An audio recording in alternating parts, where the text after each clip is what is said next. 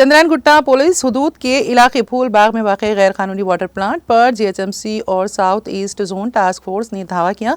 तफसीलात के मुताबिक सिराज नामी शख्स फूलबाग में अल अफनान इंटरप्राइजेस के नाम से बगैर लाइसेंस गैर कानूनी वाटर प्लांट चला रहा था, जहां पर वो मशहूर पानी के ब्रांड से मिलते जुलते बार्ली और बिस्लरी जैसे नामों से पानी की बोतलें भरकर फरोख्त किया जा रहा था, जिसमें गैर मियारी और नाकिस क्वालिटी का पानी था।